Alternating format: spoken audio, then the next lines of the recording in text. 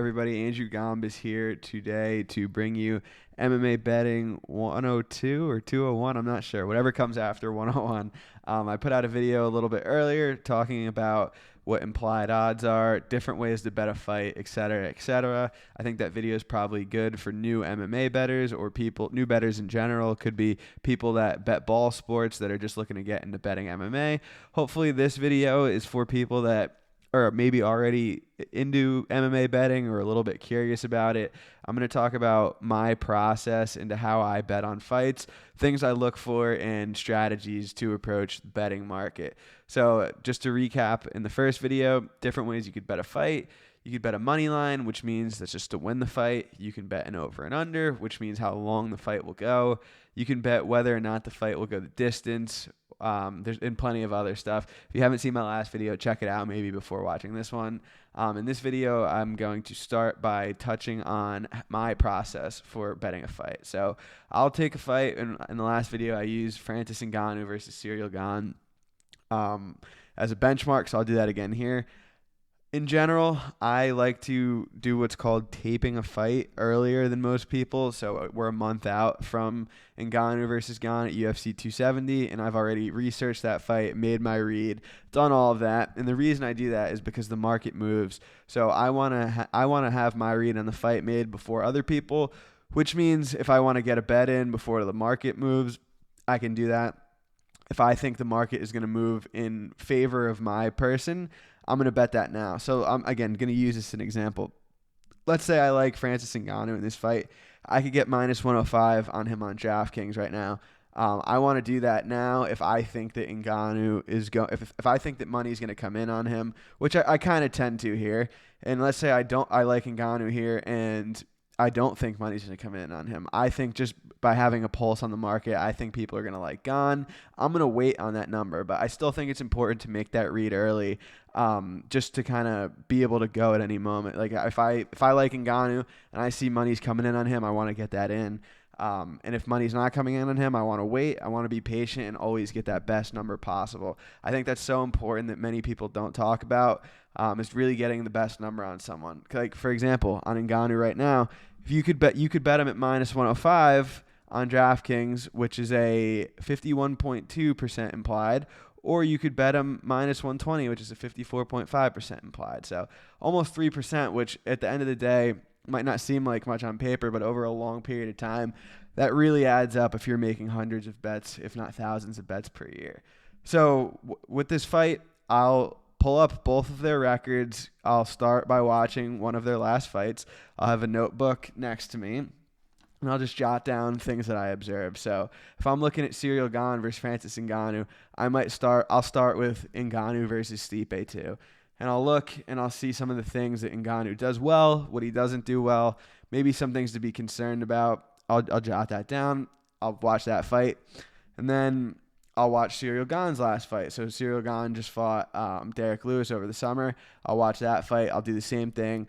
I'll take notes, make note of some things to be concerned about, some things that Ciryl Gane does well, things that I might think are relevant to this matchup. Because, for example, Bilal Muhammad just fought Stephen Thompson, right? If I watch Bilal Muhammad versus Damian Maia, I might not be able to get a lot out of that because those are two totally different stylistic matchups. Not saying it's a complete waste of time to watch that, but if you have similar stylistic matchups in someone's past record, like for example, Gane and Ngannou both fought Derek Lewis, you could watch those fights back to back. Not that he necessarily mimics either of them, but it kind of gives you a good benchmarking point. But I like to watch the last couple fights back. I obviously watch a lot of MMA, so I'm very familiar with these guys. I don't need to spend tons of time taping the fight. But more than anything, what I want to emphasize is really all that matters is that specific matchup. Too many times people talk about narratives in terms of like, oh, so-and-so does this or so-and-so does that. But is that really relevant to this matchup? What you need to look for is what's going to happen in this specific matchup. And kind of what are the key things to look for? Like, let's say, again, let's use Damian Maia versus Bilal Muhammad versus Stephen Thompson versus Bilal Muhammad. Like, Stephen Thompson wasn't going to shoot a takedown, right? Like, it's very irrelevant. So there's no need to talk about Bilal Muhammad's defense. There's no need to think about it. There's no need to really cap it. Maybe keep it in the back of your mind. And another thing, I think a lot of people put too much stock into like interviews, like what fighters say leading up to a fight, like what they look like on their Instagram, like stuff like that. Like me personally, again, this is my style. I only really go, I 95% look at what I see on tape and equate that to what the stylistic matchup looks like. So Ngannou versus Gane, pretty, like I'm not trying to break this down necessarily, but just to give you a little bit of insight, like I'm like, okay, this is probably going to primarily play out on the feet. It's over 5 rounds. So these are things that those are things to consider. Like I don't really need to consider like much of about like their jiu-jitsu skills because it probably doesn't take place on the floor. And I don't really need to look at Ngannou versus, I don't know, Cain Velasquez too much because he's very different than Ciryl Gane. Not saying it's not important to watch those fights, but you really need to know what to look for that's relevant to this particular matchup. Like a Brandon Moreno versus Davison Figueiredo one, that's a really easy one. Watch back the last 2 fights and learn about what happened. There's already a ton of data on that. Obviously, that's a unique situation. And then to move on to the stats a little bit, some people use stats a lot in their betting process. I'm not one of them. I look at the stats. You could go on ufcstats.com. Sometimes I just use that for like general benchmark to see who won the distance striking, like who outlanded who at distance, kind of if people check leg kicks or not, just little things like that. But there's other people who use stats way more than I do. I feel like I have a trained eye, so I like to rely on that when capping fights. And then after that, so I watch a few fights back. I make my read. I'll make note of what I want to bet. So again, predicting where the market's going to go and getting the best number is an art in its own right. But for those of you who are just kind of starting out, I would maybe just watch the market. You could go on bestfightodds.com. It has a line of all the books that are relevant, or say all of them, of most of the books that are relevant.